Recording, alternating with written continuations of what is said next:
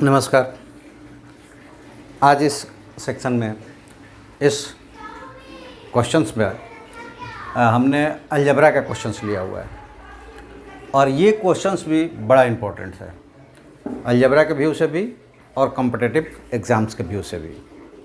पूरी लॉजिक के साथ हम आपको बताएंगे, लेकिन सबसे पहले आप कॉम्पिटिटिव एग्ज़ाम्स के लिए बैठे हों, किसी भी एग्ज़ाम्स के लिए, और ये क्वेश्चंस आ गया तो आप पूरा सॉल्व करेंगे कि पहले ढूंढेंगे कि हम जल्दी से जल्दी उसको मारें। तो एक छोटा सा मैं आंसर्स निकालने के लिए छोटा कैलकुलेशन बता देता हूँ, फिर उसको लॉजिक के साथ हम प्रूफ करके दिखाएंगे। सबसे पहले इन दोनों को ऐड कर देना है, ठीक है। ऐड करने पे कितना हुआ 49, इसका स्क्वायर कर देंगे, स्क्वायर रूट्स, तो ये कितना मिलेगा +-7, ठीक है। अब +-7 आपको मिल गया और ये प्लस हो चाहे माइनस हो, दोनों के सेम वैल्यू आएंगे। क्यों? क्योंकि यहाँ भी दोनों मल्टीप्लाइड है और यहाँ भी स्क्वायर है, तो दोनों या तो प्लस में होंगे या माइनस में होंगे, तो उनका पॉजिटिव रिजल्ट आएगा, इसलिए यहाँ पॉजिटिव है। तो ये तो कंफर्म है कि उनका या तो दोनों माइनस हो रहे हैं, नहीं तो दोनों प्लस हो रहे हैं, तभी ये पॉजिटिव है, इसमें कोई निगेटिव नहीं है, ठीक है। तो चलिए आप क्या करेंगे इस 7 का, तो यहाँ x और y दो टर्म्स है, ठीक है। तो 7 को दो टर्म्स में बांध दें, ये दो टर्म्स हो गया, ठीक है। अब चूंकि स्क्वायर इतना मिला था तो -7 भी एक ले लेते हैं, इसको भी दो टर्म्स में बांट देते हैं। अब हमने ऐसा क्यों किया, लॉजिक तो ये भी है। तो देखिए, जब भी हम कॉम्पिटिटिव में बैठते हैं तो हमें कंसेप्ट्स का इस्तेमाल करते हुए बेटर और शॉर्टेस्ट लॉजिक का इस्तेमाल करना पड़ता है। 7 को अगर हम बांटना भी चाहें तो कैसे कैसे कर सकते थे, 2 + 5, 1 + 6 या 3 + 4, और कोई वे है जिससे हम बांट सकते हैं? नहीं ना। तो सबसे पहला ही आपका कैंसिल हो जाता है कि अगर 6 का स्क्वायर करोगे तो कितना हो जाएगा 36, ठीक है। तो इसमें 36 तो कोई भी नहीं है, पहला लॉजिक आपका ख़त्म, क्योंकि उनका एडिशन होकर आ रहा है ना। और मैंने कहा ना कि यहाँ पे या तो वो निगेटिव है या पॉजिटिव है, तो प्रोडक्ट और स्क्वायर उनका पॉजिटिव हो रहा है, तो मतलब ऐड होकर ही आने वाला है। 5 का स्क्वायर करेंगे तो वो 25 होगा, जो 1 से तो बड़ा हो गया, 1 से बड़ा हो गया, तो इसमें भी तो वो वैलिड होना चाहिए। तो मतलब आपका यही टर्म्स है, इन दोनों को अब मल्टीप्लाइड कर दो, क्या हो गया 12 हो गया। तो कॉन्सेप्ट्स आपको पता होना चाहिए और लॉजिक शॉर्टेस्ट लगना चाहिए, इसलिए हमने 3 और 4 लिया। अब ये चाहे निगेटिव हो चाहे पॉजिटिव हो, मल्टीप्लाइड करेंगे तो वो 12 पॉजिटिव ही आएगा और वहीं आपका आंसर हो गया। नहीं समझ में आया? चलिए लॉजिक पे चलते हैं। और लॉजिक में क्या, कंसेप्ट्स के द्वारा इसको बनाकर दिखाते हैं। लॉजिक का मतलब ये नहीं कि बकवास करके निकल लिए, लॉजिक का मतलब होता है कि प्रॉपर जो कॉन्सेप्ट्स है उसका आप इस्तेमाल करके दिखाइए, वो लॉजिक कहलाता है। हम लॉजिक क्या देते हैं, तो थेथोलॉजी को लॉजिक देते हैं।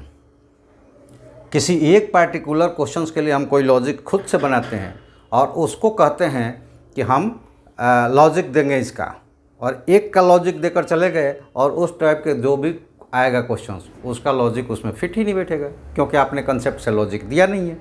आइए हम लोग कंसेप्ट से लॉजिक लेते हैं। ये आपका आंसर्स हो गया, ये कंफर्म हो गया। कैसे होगा इसको हम लोग कैलकुलेट करते हैं। हमारे पास टर्म्स है x² + xy = 28। इसको हम लोग कर सकते हैं x + y =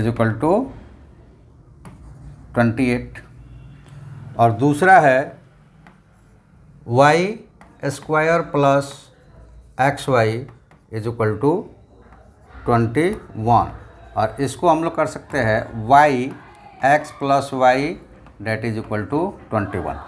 इसमें y कॉमन है, y कॉमन कर लिया, इसमें x कॉमन है, x कॉमन कर लिया। अगर हम मान लें कि ये इक्वेशन फर्स्ट और ये इक्वेशन सेकंड है, तो फर्स्ट डिवाइडेड सेकंड, कर देंगे तो आप ये देखिए यहाँ पे x प्लस वाई दोनों में है कैंसिल्ड हो जाएगा, ठीक है।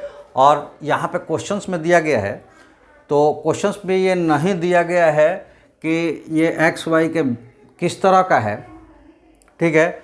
आंसर्स दिए गए हैं, उससे हम यहाँ पे लॉजिक टेथोलॉजी लगाकर कह सकते हैं कि ये क्या है, पॉजिटिव आएंगे, यानी कि X and Y greater than 0 या शून्यतर अंक है, शून्यतर संख्या है, ठीक है। ऐसा कुछ ज़रूर वहाँ दिया होगा हमारे क्वेश्चंस में, या तो बाय मिस छूट गया है क्योंकि ये पूछा गया क्वेश्चंस है, तो ये हमने भी ध्यान नहीं दिया, इसलिए इसको हमने एज इट ले लिया, ठीक है।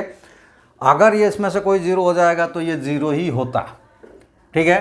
तो अब यहाँ पे नहीं कर सकते कि ये 0 होता, क्यों 0 नहीं होता, यहाँ पे वो 0 हो जाता, ठीक है। और ये उसको फॉलोड नहीं करता,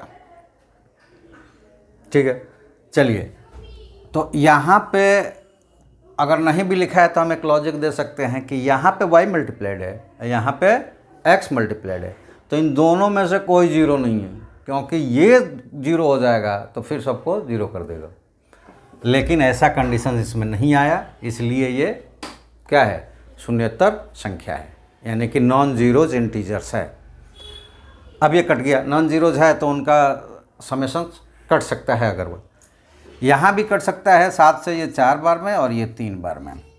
और इसका उपयोग अगर करें हमें तो x is equal to 4y/3 हो जाएगा, ठीक है। अब यहाँ पे हमें प्रेजेंस ऑफ माइंड्स का इस्तेमाल करना पड़ेगा, जो मैं बार बार यही बताता हूँ कि प्रेजेंस ऑफ माइंड्स आपका वर्क कब करेगा, जब आप प्रैक्टिस ज़्यादा करेंगे, स्ट्रॉन्ग प्रैक्टिस जिसका हमने नाम दिया है। तो स्ट्रॉन्ग प्रैक्टिस करेंगे तो आपका प्रेजेंस ऑफ माइंड्स क्या होगा, डेवलप्ड हो गया।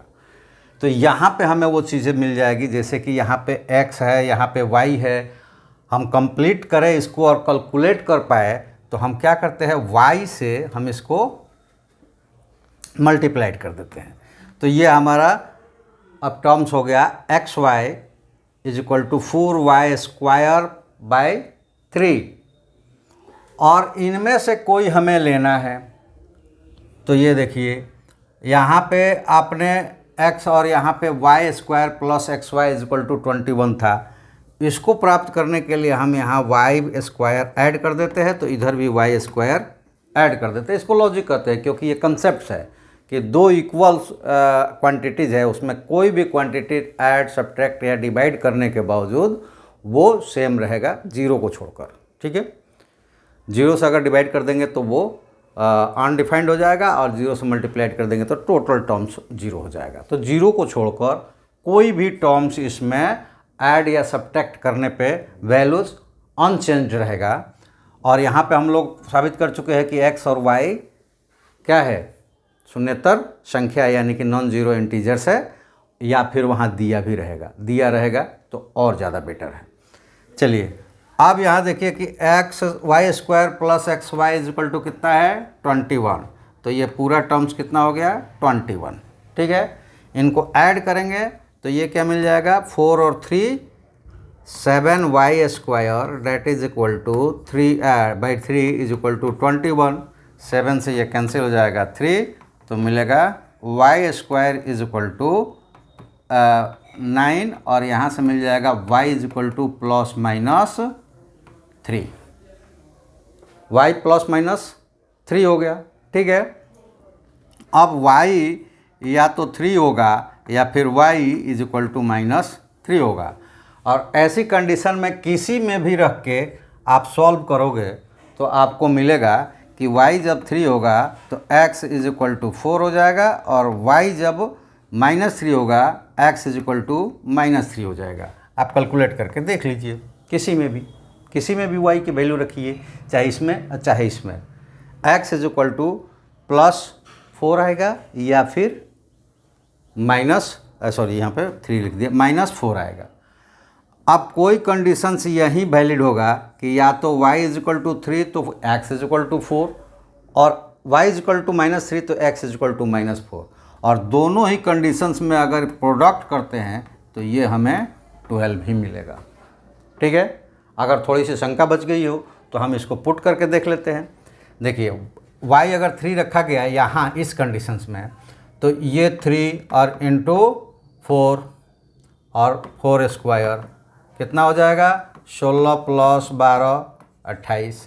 इस कंडीशंस में रखेंगे तो 3 का स्क्वायर 9, चाहे वो माइनस है चाहे प्लस, क्योंकि यहाँ प्रोडक्ट भी जब होगा तो माइनस माइनस प्लस हो जाएगा और ये स्क्वायर है प्लस हो जाएगा। तो 3 का y और प्लस 12 कितना हो गया 21। दोनों कंडीशंस को देखो फॉलो कर रहा है, इसको कहते हैं लॉजिक। ये लॉजिक है कंसेप्ट्स के साथ। थियोलॉजिक के साथ लॉजिक देना ये अच्छी बात नहीं है। ठीक है, अगर स्टूडेंट से तो मेरी बात है, पेरेंट्स से और टीचरों से भी आप अगर कम से कम बच्चों में कुछ अच्छा नहीं डाल सकते तो उनके रास्ते को मत भटकाइए, थियोलॉजी मत कीजिए। आपको जो लॉजिक देना है वो कॉन्सेप्ट्स के साथ दीजिए, अन्यथा मत दीजिए। और गार्जियंस के लिए ये है कि आप बच्चों के, चूँकि बच्चे जो है ना, चाहे वो अभी 12वीं तक चले गए हों, लेकिन उनमें वो सोच अभी डेवलप नहीं होती है कि वो अच्छा या बुरा सोच पाए।